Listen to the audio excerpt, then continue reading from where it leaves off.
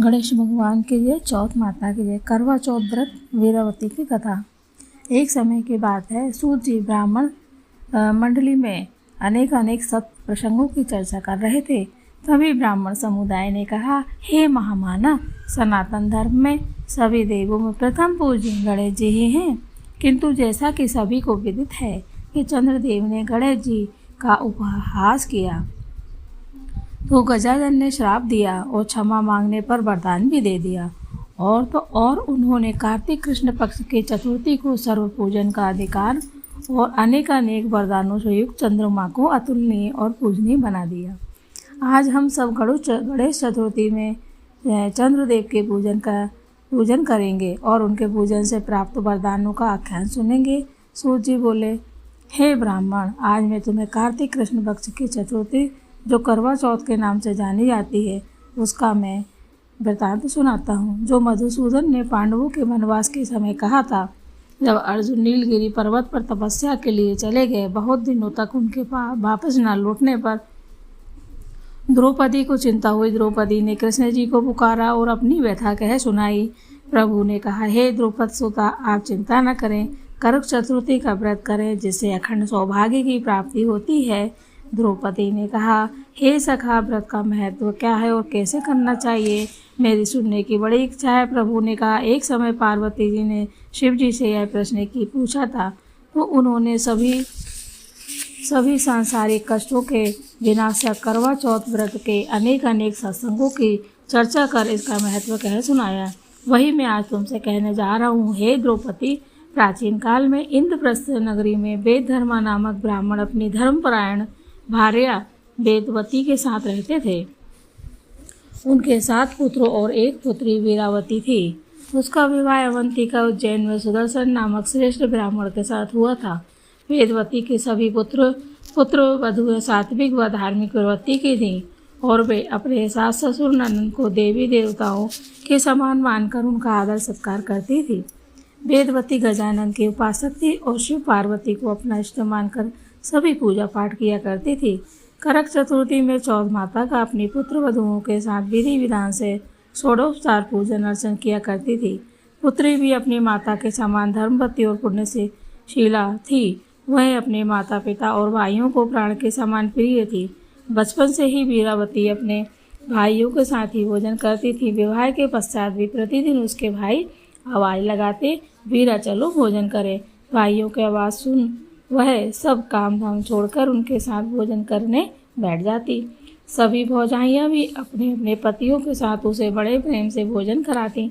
बाद में स्वयं करती और आपस में कहती, अभी तक तो चल गया, कहीं वीरा का गौना हो गया और वो ससुराल चली गई। तब ये उसके कहते, भाई उसके बिना भोजन ही नहीं करेंगे और इनके साथ हम सबको भी भूखा ही रहना पड़ेगा। कुछ समय बाद कार्तिक माह के शुरू होते ही सभी भाभीयों ने कार्तिक स्नान शुरू किया। उनके साथ साथ वीरावती ने भी कार्तिक स्नान शुरू कर दिया और करवा चौथ के दिन सभी भाभीयों ने उपवास कर पूजन की तैयारी की चर्चा कर रही थी। तभी वीरा ने कहा, व्रतों में भी रहूंगी। माँ ने कहा, यह व्रत पहली बार ससुराल में रहते हैं और तेरा अभी गौना नहीं हुआ है। वीरा ने कहा, विवाह तो हो गया है और यहाँ देखूंगी सीखूंगी, तब तो वहाँ ससुराल में करूंगी। ठीक है, पर यह ध्यान रखना, यह व्रत निर्जला ही रखना पड़ता है। तभी बड़ी भाभी ने कहा, अरे भाई तू मत रहो, तुम्हारे भाई तुम्हारे बिना भोजन नहीं करेंगे। और सब हंसने लगी। वीरा ने कहा, मैं कह दूंगी, आज मैं भाइयों के साथ नहीं भाभीयों के साथ भोजन करूंगी। और सभी हंसी खुशी व्रत की तैयारियां करने लगी।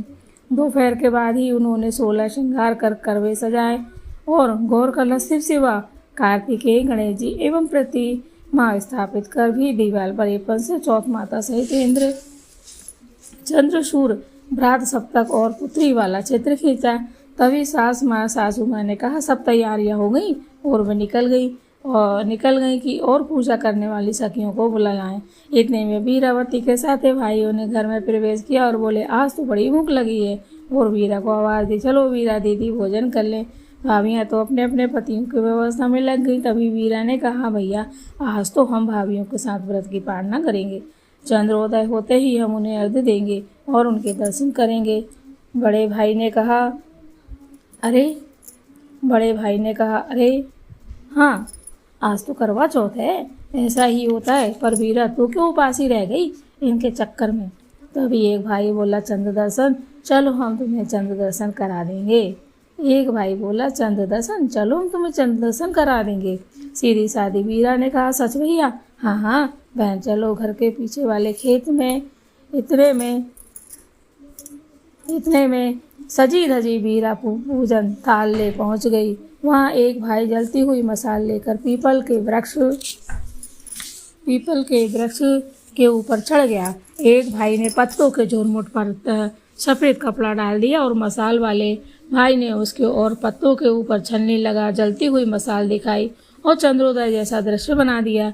एक भाई ने कहा, देखो चंद्र, देखो चंद्रमा। तभी एक भाई ने कहा, बहन जलदार। वह बोली, मैंने सभी पूजा भाभीयों के देख रेख में ही सीखी, अब कैसा करूं? तभी छोटा भाई बोला, अरे पिछले बार की पूजा के समय मैं वहीं था। एक हाथ में वीरा को लोटा पकड़ाया और बोला, बोल तेरे साथ एक चंद्रदेव जल पी लो। वीरा ने ऐसे ही किया। उस लाल लाल प्रतिबिंब के दर्शन कर घर आ बोली, बड़ी भाभी हमने दर्शन कर लिए, अब आप लोग भी कर लो। बड़े भैया ने कहा, अरे बहना, उनको छोड़ दे, बाद में कर लेगी। एक भाई ने कहा, चलो हम सबको खाना दो। सभी का खाना लग गया। सब वीरा के साथ भोजन कर रहे थे। वीरा भोजन ग्रहण कर रही थी, पर उसे भोजन का स्वाद ही नहीं आ रहा था। तभी खाने में वीरा को कंकड़ मिला, फिर कांटा मिला। उधर चंद्रदेव व चौथ माता ने वीरा के अपूर्ण व्रत से कुपित उसके पति का काल बोल दी। वीरा भोजन से उठ ही रही थी कि उसके ससुराल से रामन से ने बड़े भाई को दुख भरी कहानी सुना दी। भाई ने सोचा, अभी सब पूजा कर रहे हैं, वहीं वीरा का स्वास्थ्य खराब हो गया और वह पूर्ण चंद्रोदय के समय भी पूजा में शामिल नहीं हो पाई। वेदवती ने पूछा, वीरा कहाँ है? छोटी बहू ने सब कह सुनाया। फिर भी वेदवती ने अपनी बहुओं के साथ विधि विधान से पूजन किया और चंद्रदेव को अर्घ्य दे दीपक रख छल्ली से चंद्रदेव का दीदार किया और क्षमा याचना करने लगी और बोली, हे रोहिणी पते, आपका जन्म अत्रि कुल में हुआ और आप क्षीर सागर में प्रकट हुए हैं। आप श्वेत किरणों से सुशोभित होते हैं। आपको नमस्कार है, बार बार नमस्कार है। आप रुद्रजों के राजा हैं, आपको नमस्कार है। आप लक्ष्मी जी के भाई हैं, मेरे भी भाई बनकर मेरे सुख सौभाग्य और संतान की रक्षा करें। त्राहि माम शरणागतम, त्राहि माम शरणागतम, त्राहि माम शरणागतम। सभी बहुओं ने वेदवती के चरण स्पर्श कर आशीर्वाद दिया। पूजा समाप्त होते ही बड़े भाई ने सब कह सुनाया। वेदवती को काटो तो खून नहीं। वीरा समझ में नहीं आ रहा था वह क्या करे क्या ना करे। सभी भाई वीरा को साथ ले वीरा के ससुराल जाने की तैयारी में थे। सातों भाभी और भाइयाँ और वेदवती ने चंद्रदेव से क्षमा मांगी।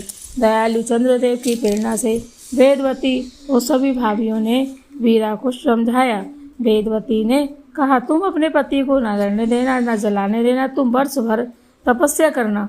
अगले वर्ष करक चतुर्थी व्रत विधिवत रहकर अपने पति के प्राणों की इच्छा करना। वीरा अपने भाइयों के साथ ससुराल पहुंची। हिम्मत कर, वीरा ने हाथ जोड़कर अपनी माँ के द्वारा कहे गए शब्द कहे। ससुराल के लोगों ने इसका विरोध किया। तभी वीरा के भाइयों ने अपनी गलती की कहानी सुनाई। के बाद झोपड़ी बना दी जाए जिसमें हमारी बहन अपने पति के साथ रहेगी और अगली करवा चौथ के दिन विधिवत चंद्रदेव को अर्घ्य देगी और हमें विश्वास है भगवान रजनीश उसे अवश्य क्षमा करेंगे और उसका स्वागत से आवाज करेंगे। बहुत विरोध के बाद एक वृद्ध ने कहा, जैसा जे कहते हैं वैसा ही कर दो। वीरा अपने पति के सेवा गोद में रखे बैठी रहती और शिव शक्ति गणेश कार्तिकेय का स्मरण करती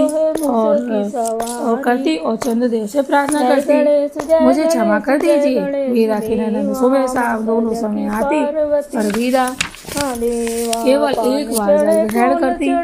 ननद एक कलावे में जल के एक करवे में जल, एक में कुछ लड्डू खांड और आटे के पकवान आदि ले आती। वीरा एक तरफ जल एक तरफ लड्डू डालती जाती और एक करवे में चार बत्तियों वाला अखंड ज्योति दीप जलाती। धीरे धीरे सब चतुर्थियाँ बोलती जा रही थी।